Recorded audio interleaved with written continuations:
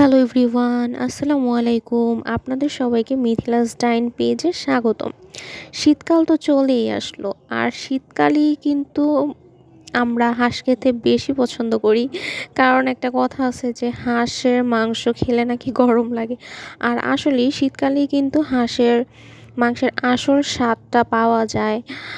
তো এখন আর হাঁসের মাংস খেতে চাইলে হচ্ছে ৩০০ ফিট নীলা মার্কেট ওইখানে যেতে হবে না। এই রেসিপিতে ঘরে বানিয়েই রান্না করে সবাই মিলে হচ্ছে মজা করে হাঁসের মাংস খেতে পারবেন। তো আপনাদের সাথে চেষ্টা করব খুবই সহজভাবে রেসিপিটি শেয়ার করতে। তো প্রথমেই হচ্ছে আমি তেলের মধ্যে পেঁয়াজ দিয়ে খুব ভালোভাবে বেরেস্তা করে নিয়েছি।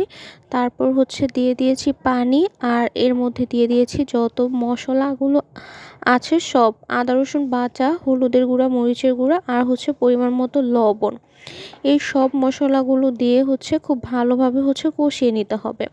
এখানে চেষ্টা করতে হবে মশলাগুলো খুব ভালোভাবে কষিয়ে নিতে, তাহলেই কিন্তু তরকারিটা খেতে মজা হবে। আর এরপর হচ্ছে আমি এখানে দিয়ে দিয়েছি গরম মশলার গুঁড়া আর জিরার গুঁড়া।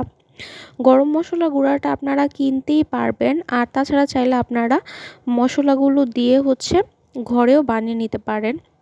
ঘরে বানানোটাই মজা হয়। আমি মাংস রান্নাতে চেষ্টা করি ঘরে বানানো গরম মশলা হচ্ছে দিতে। তো সবগুলো মশলা যখন হচ্ছে খুব ভালোভাবে কষানো হয়ে গিয়েছে, তারপর এর মধ্যে আমি দিয়ে দিয়েছি হচ্ছে হাঁসের মাংস।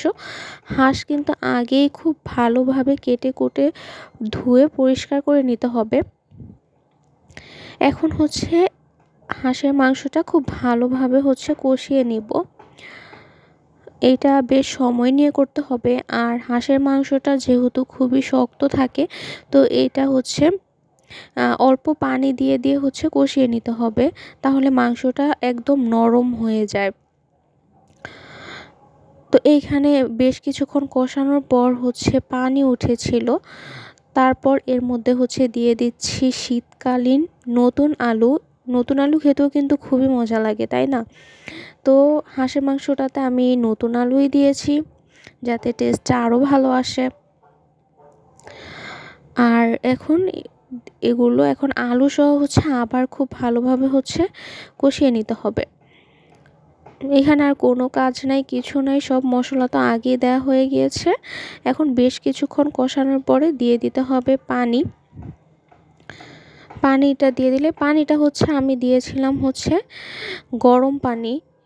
এতে করে রান্নাটা তাড়াতাড়ি হবে, আর মাংসটাও হচ্ছে খুব সহজেই সিদ্ধ হয়ে যাবে। তো এখন হচ্ছে পানিটা যখন শুকিয়ে যাবে, তখন তরকারিটা নামিয়ে নিলেই হয়ে যাবে, হাঁসের মাংস রেডি। তো আপনারা চাইলে কিন্তু বাসায় খুব সহজভাবেই হচ্ছে এভাবে হাঁসের মাংস রান্না করে পরিবারের সবাই মিলে উপভোগ করতে পারেন। আমার রেসিপিটি ভালো লাগলে অবশ্যই আমার চ্যানেলে একটি ফলো দিয়ে দিবেন।